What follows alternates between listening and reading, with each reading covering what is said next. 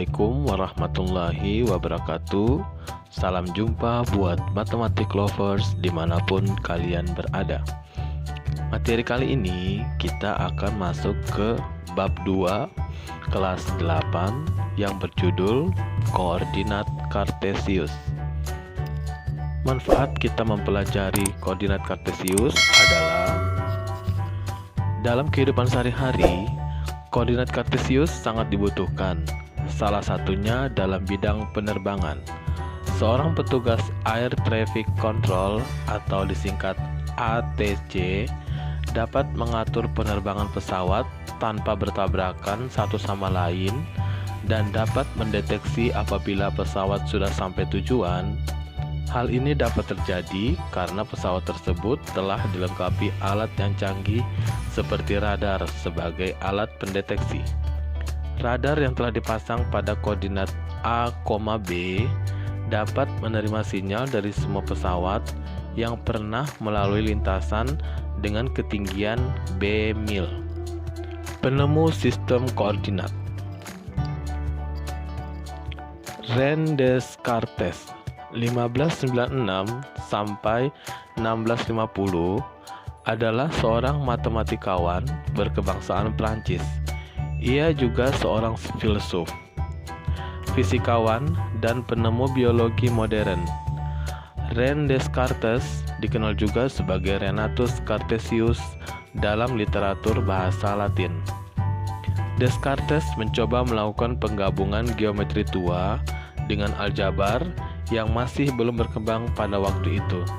Akhirnya, ia menemukan metode untuk menyajikan sebuah titik atau objek pada sebuah bidang datar dalam bentuk bilangan berpasangan yang disebut dengan sistem koordinat.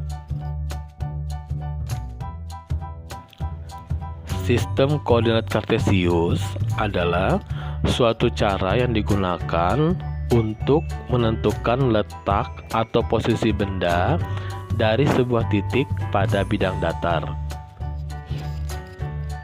Sementara itu, koordinat adalah suatu titik hasil dari perpotongan antara sumbu X dan sumbu Y yang menunjukkan letak suatu lokasi. Bidang koordinat kartesius dapat dibuat dalam bentuk seperti gambar ya, atau dapat juga dibuat tanpa menggunakan kotak-kotak. Kotak-kotak pada bidang koordinat tersebut hanya digunakan untuk memudahkan dalam menempatkan titik-titik koordinat. Ya. Jadi, pada sumbu X itu disebut absis ya. Bidang koordinatnya disebut absis, kemudian pada sumbu Y disebut ordinat. Jadi kalian masih ingat kan cara membuat koordinat kartesius ya? Jadi koordinat kartesius itu adalah perpotongan antara dua buah garis lurus ya, yaitu garis lurus tersebut bernama sumbu X dan sumbu Y ya. Kemudian untuk menentukan angka-angka pada sumbu X dan sumbu Y, untuk angka-angka dari 0 ke kanan itu bernilai positif. Kemudian yang berada pada sumbu X dari 0 ke kiri itu berarti angka-angka bernilai negatif. Kemudian kalau kita lihat dari sumbu Y, dari angka 0 ke atas itu adalah angka-angka bernilai positif. Kemudian dari angka 0 ke bawah itu bernilai negatif ya.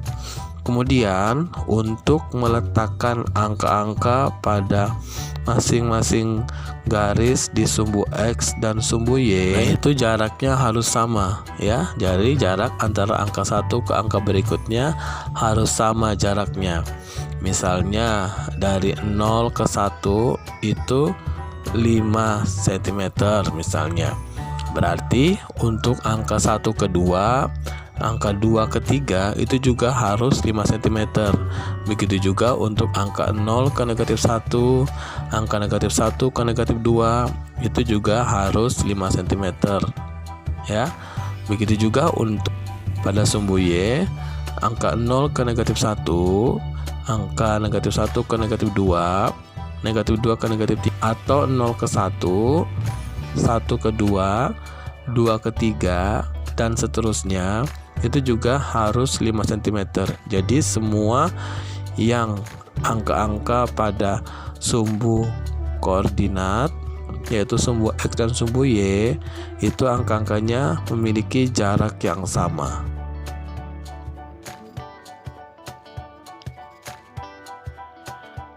Posisi objek pada bidang. Nah, pada gambar di situ kalian lihat ya, ada beberapa letak bangunan-bangunan dan jalan-jalan yang menunjukkan di mana posisi suatu tempat atau lokasi suatu objek.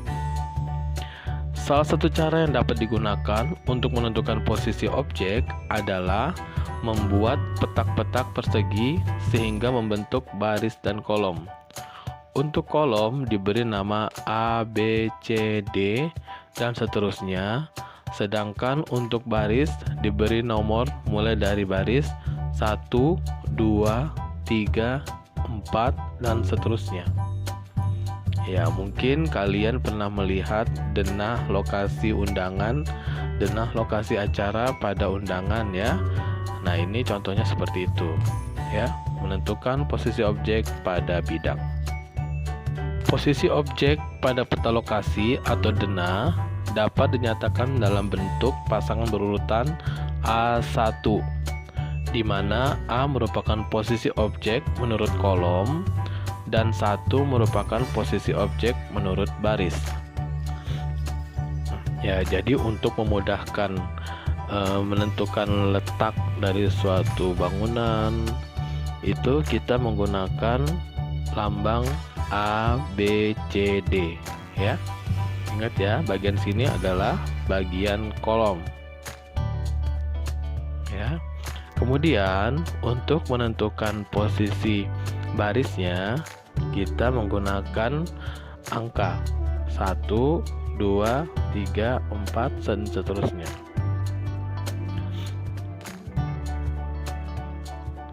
Kita ambil contoh misalnya menentukan letak bank. Letak bank di sini ya posisinya ya. Nah, posisi bank itu berada pada kolom E. Pada kolom E ya. Kemudian berada pada baris 6. Nah, jadi kalau misalnya ditanya di manakah letak bank pada objek atau pada denah, bank itu berada pada posisi E6, di mana E itu menyatakan kolomnya, posisi kolom, dan 6 itu menyatakan posisi barisnya. Jadi posisi bank adalah di E6. Contoh lagi, misalnya kita mengambil contoh bangunan rumah sakit. Rumah sakit di sini ya. Ya, rumah sakit. Nah, rumah sakit itu berada pada apa? Pada kolom. Misalnya ini J, berarti di sini K, L, M, N. N ya. Kemudian pada barisnya 6, 7, 8, 9. 6, 7, 8, 9. 10. 10 ya di sini ya. Nah, jadi kalau ditanya di manakah letak rumah sakit, berarti letaknya adalah di N10, di mana N itu menyatakan kolom dan 10 menyatakan barisnya. Jadi posisi rumah sakit pada objek adalah N10. Selanjutnya adalah sistem koordinat kartesius. Posisi titik pada bidang koordinat. Ya, jadi kalian bisa lihat ya, dari sebuah koordinat kartesius itu terletak beberapa bangunan-bangunan. Ya, bangunan-bangunan tersebut dapat kita lihat posisinya, kita sebutkan posisinya berdasarkan koordinat kartesius yang ada. Ya, Gambar tersebut dilengkapi dengan dua buah sumbu, yaitu sumbu horizontal atau mendatar, ya, mendatar horizontal, atau disebut sumbu X, dan sumbu vertikal atau yang tegak. Nih, tegak, vertikal tegak ya, disebut sumbu Y.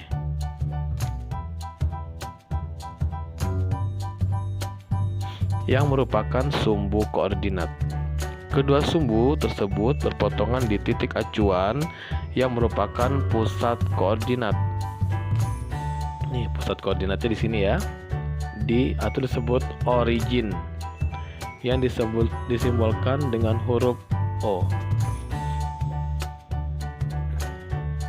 Ya, di sini ya, pas di titik potong antara sumbu X dan sumbu Y, disebut koordinat, pusat koordinat atau origin, disimbolkan dengan huruf O. Pada gambar bisa kita ambil contoh, misalnya bangunan terminal. Bangunan terminal itu terletak pada sumbu X titiknya 2 dan pada sumbu Y berada pada titik 3. Jadi terminal itu berada pada posisi 2,3 pada koordinat kartesius. Selanjutnya kita ambil contoh lagi, misalnya bangunan perpustakaan. Pada perpustakaan kita bisa melihat pada sumbu X dia berada pada angka 6. Kemudian pada sumbu Y berada pada angka negatif 3. Jadi posisi bangunan perpustakaan pada koordinat kartesius adalah 6,-3. Menentukan posisi objek atau titik pada bidang datar dengan cara seperti di atas diperkenalkan pertama kali pada tahun 1637 oleh seorang matematikawan berkebangsaan Prancis, yaitu René Descartes, 1596 sampai 1650, yang disebut sistem koordinat kartesius. Istilah kartesius diambil dari nama Latin untuk René Descartes, yaitu Renatus Cartesius. Oke, sekarang kalian perhatikan gambar 2.6 ini ya, gambar ini ya. Letak titik A dapat juga ditentukan berdasarkan jarak yang dimulai dari titik 0. Ini ya, titik A nih. Nah, yaitu 5 satuan ke kanan. Dari sini ya, dari sini hitungnya. Untuk menentukan letak titik A, kita mulai dari titik 0, yaitu 5 satuan ke kanan. 1, 2, 3, 4, 5, 6. 1, 2, 3, 4, 5. Ya. Berarti koordinat X-nya adalah 5 pada sumbu X ya, 5. Dilanjutkan dengan 4 satuan ke atas. Karena posisi A-nya di sini ya. Berarti dari 0 ke sini itu dia harus ke atas ya, karena A-nya ada di atas sumbu X. Selanjutnya dengan 4 satuan ke atas, berarti koordinat Y-nya adalah 4.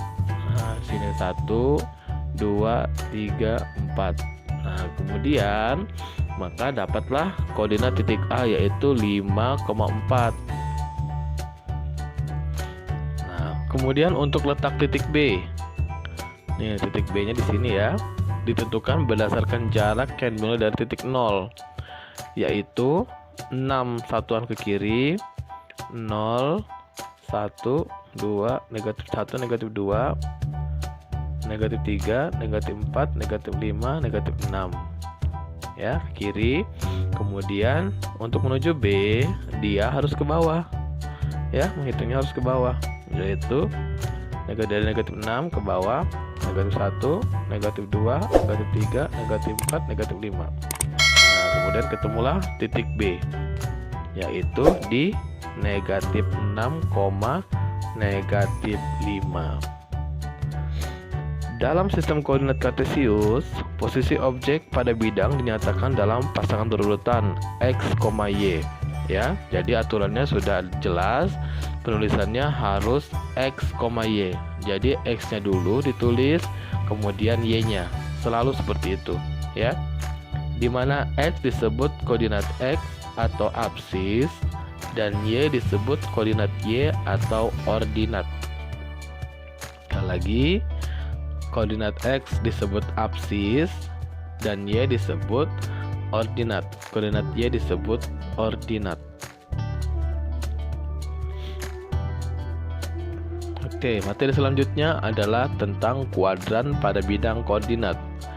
Kedua sumbu pada koordinat kartesius membagi bidang koordinat menjadi 4 bagian yang masing-masing disebut kuadran, yaitu kuadran 1, kuadran 2, kuadran 3, kuadran 4. Nah, jadi semua angka-angka yang masuk pada bagian ini, pada daerah sini, ya, itu disebut kuadran 1. Yang masuk bagian sini, angka-angkanya semuanya di daerah sini, ya, disebut kuadran 2. Nah, kemudian untuk angka-angka titik perpotongan yang ada di daerah sini disebut kuadran 3, berarti dia masuk daerah kuadran 3.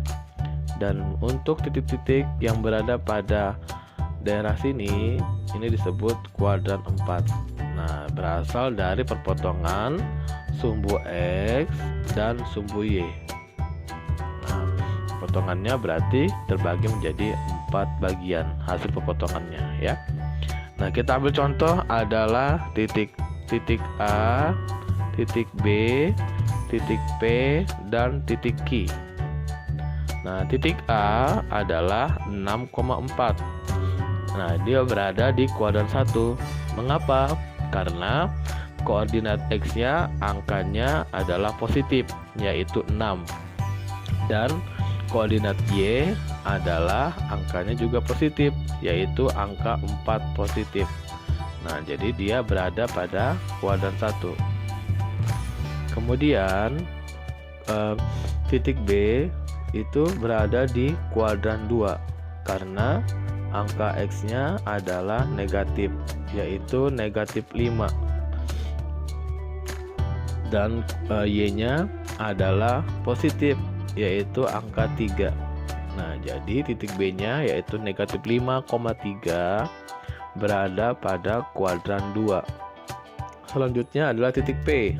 Nah, titik P itu berada di kuadran 3 karena angka X-nya adalah bernilai negatif, yaitu negatif 6. Sedangkan angka Y-nya adalah angka negatif juga, yaitu negatif 4. Jadi dia berada di kuadran 3. Kemudian titik Q. Titik Q ini adalah berada di kuadran 4 karena X-nya yaitu bernilai positif, yaitu 5, dan Y-nya bernilai negatif, yaitu negatif 3. Jadi Q-nya yaitu titik 5, negatif 3 berada pada kuadran 4. Nah, jadi kita ambil kesimpulan, ya, bahwa kuadran 1 ini titiknya bernilai positif, yaitu X-nya bernilai positif, Y-nya juga angkanya positif. Nah, jadi kalau dua-duanya positif, X-nya positif, Y-nya positif, dia berada pada kuadran 1 titiknya. Kemudian kuadran 2 itu X-nya bernilai angkanya negatif, X-nya, kemudian Y-nya angkanya positif. Nah, itu berada di kuadran 2. Jadi sekali lagi, angka-angka yang di kuadran 2 itu kalau X-nya negatif, kemudian Y-nya positif angkanya, berarti dia di kuadran 2. Kemudian kuadran 3. Kuadran 3 itu adalah kuadran yang dimana nilai X-nya angkanya bernilai negatif dan Y-nya juga bernilai negatif. Jadi kalau misalnya dua-duanya negatif, dia angkanya negatif dua-duanya, ya. berada pada kuadran 3. Kemudian kuadran 4. Kuadran 4 itu kalau X-nya positif, kemudian Y-nya negatif, berarti dia di kuadran 4 ya. Jangan sampai tertukar ya. Jadi kalian harus hafalkan kuadran 1 itu posisinya di sini, kuadran 2 posisinya di sini, kuadran 3 posisi di sini, kuadran 4 di sini ya. Kuadran 1 positif semua angkanya, X-nya Y-nya positif. Kuadran 3 X dan Y-nya negatif ya. Kuadran 2 X-nya negatif, Y-nya positif. Kuadran 4 X-nya positif dan Y-nya bernilai negatif angkanya ya. Tolong dihafalkan. Oke, kita lanjut ke contoh soal. Yang pertama, tentukan koordinat titik A dan B pada gambar berikut. Oke, gambarnya ini ya. Sebelum ini pertama-tama kalian harus lihat dulu posisi A di mana, posisi B di mana. Ini A-nya ya, setelah kita lihat di sini A-nya, ini B-nya. Nah, untuk titik A dari titik 0 di sini hitungnya bergerak 5 satuan ke kiri. Kemudian 4 satuan ke atas. 4 satuan ke atas. Jadi ingat ya, X dulu baru Y. Nah, karena X-nya itu berada angkanya negatif 5, Y-nya adalah 4, maka koordinat titik A itu adalah negatif 5,4. Negatif 5,4. Ingat, X-nya dulu baru Y ya, ditulis ya. Jadi X-nya negatif 5, Y-nya 4. Kemudian sama dengan cara di atas ya, sama dengan cara yang A tadi, maka titik B-nya berada di sini. Titik B-nya berada di sini ya. Nah, titik B-nya berada di sini. Nah, untuk menuju ke titik B berarti dari titik 0 ke kanan sebanyak 5 petak. 5 angka ya. 1 2 3 4 5. Kemudian B-nya di sini. Berarti dari titik 5 di sini harus ke bawah. Ke bawahnya sebanyak berapa? Sebanyak 3 petak. Berarti negatif 1, negatif 2, negatif 3. Nah, jadi ingat B-nya di sini. Nah, untuk menuliskan harusnya X-nya dulu baru Y ya. Berarti X-nya adalah 5, Y-nya adalah negatif 3. Jadi titik B-nya itu adalah 5, negatif 3. Contoh kedua, gambarlah bangun PQRS dengan titik P adalah negatif 5,3, Q-nya negatif 2, negatif 6, titik R 4, negatif 4, dan S adalah 1,5. Kemudian yang B, berbentuk bangun apakah PQRS setelah kita hubungkan antara titik P, Q, R, dan S pada masing-masing titik itu, dia akan berbentuk bangun apa? Oke, kita jawab ya. Setelah kita menggambar koordinat kartesiusnya, kemudian kita meletakkan titik P, titik Q, titik R, dan titik S pada posisinya masing-masing ya. Kemudian kita hubungkan antara garis tersebut, kita hubungkan dengan sebuah garis, maka akan berbentuk bangun apa ya. Nah, di sini sudah kelihatan sih sebenarnya ya. Untuk mengetahui PQRS ini berbentuk bangun apa, kita harus menggunakan penggaris dan busur derajat ya. Jadi yang B, dengan menggunakan penggaris dan busur derajat, kita periksa panjang sisi dan besar sudut pada bangun tersebut ya. Nah, di sini kita lihat sisi PS dan sisi QR itu sama panjang, yaitu 3,203, yaitu 3,20 cm ya. Kemudian panjang PQ dan panjang SR itu adalah 4,75 cm. Dengan demikian, sisi yang berhadapan sama panjang, ya, yang berhadapan sama panjang yaitu PS dan QR. Kemudian PQ dan SR itu sama panjang. Kemudian dengan menggunakan busur derajat, kita mengukur besar sudut P, sudut Q, sudut R, dan sudut S. Nah, ternyata masing-masing sudut membentuk sudut siku-siku, yaitu 90 derajat. Nah, karena sisi yang berhadapan pada bangun tersebut sama panjang dan besar sudut-sudutnya 90 derajat, maka bangun PQRS berbentuk persegi panjang. Ya, seperti itu. Contoh berikutnya adalah gambarlah titik K, L, M, N, dan P pada bidang koordinat. Kemudian tentukan titik-titik manakah yang berada pada masing-masing di kuadran 1, 2, 3, dan 4, ya. Nah, jadi kalian kembali untuk menjawab soal ini, kalian harus ingat untuk kuadran 1 berarti X dan Y-nya bernilai positif. Kuadran 2, X-nya bernilai negatif, Y-nya positif. Kuadran 3, X dan Y-nya negatif.